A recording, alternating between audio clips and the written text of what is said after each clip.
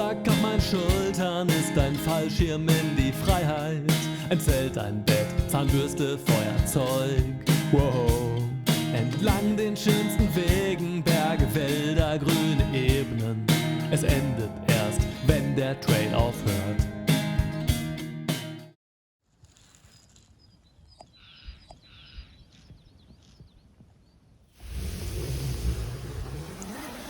Guten Morgen, Günaydin. Die Nacht war gut. Ich bin ein paar Mal aufgewacht und ab 6-7 Uhr wurde es auf meinem Thermometer mit 8 Grad im Zelt etwas frisch. Nachts hatte ich kurz den Eindruck, dass sich ein Tier für mein Zelt interessierte. Doch vielleicht auch nur Einbildung. Die erste Nacht allein im Zelt ist halt immer etwas komisch. Aber meine Bewertung 4 von 5 Sternen. Ein echt toller Platz zum Campen. Im Grünen, etwas versteckt auf einem Hügel, mit Ausblick auf die Berge und das Meer. Ich packe jetzt meinen Krams zusammen und laufe runter ins Tal nach Overgil.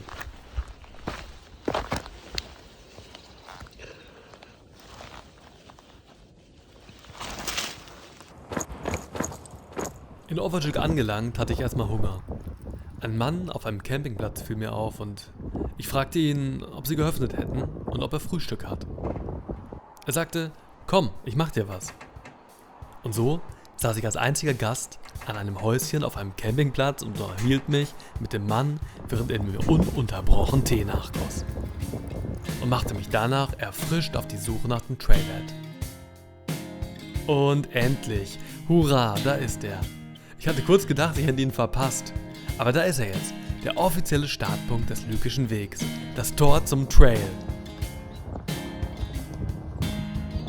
Direkt am Trailhead traf ich ein Pärchen aus dem Iran wieder, das ich gestern schon etwa 200 Meter weiter entfernt von meinem Camp kennengelernt hatte. Sie sind 10 Tage auf dem Lykischen Weg und ich schätze mal, dass wir uns noch ein paar Mal wieder treffen werden.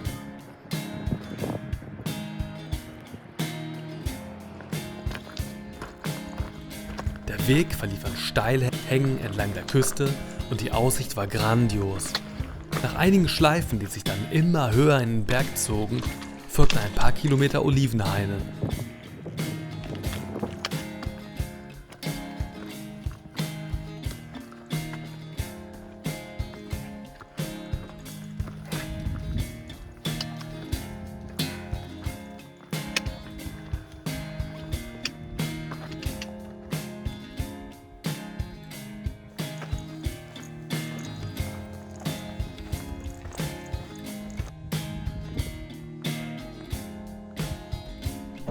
Auf die endlosen Aussichten auf das Meer folgten immense Gebirgsketten.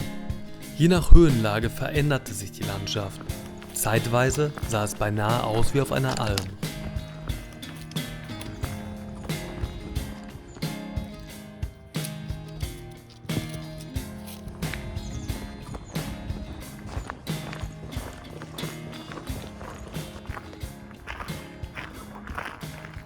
Nach einem langen Abstieg ins Tal erreichten wir den Ort Faralja. Dort, in einer Pension mit Campingmöglichkeit, kann ich für heute nach rund 14 Kilometern mein Zelt im Garten aufschlagen und zu Abend essen. Und der Rucksack auf meinen Schultern ist ein Fallschirm in die Freiheit. Ein Zelt, ein Bett, Zahnbürste, Feuerzeug. Wow. Entlang den schönsten Wegen, Berge, Wälder, grüne Ebenen. Es endet erst, wenn der Trail aufhört.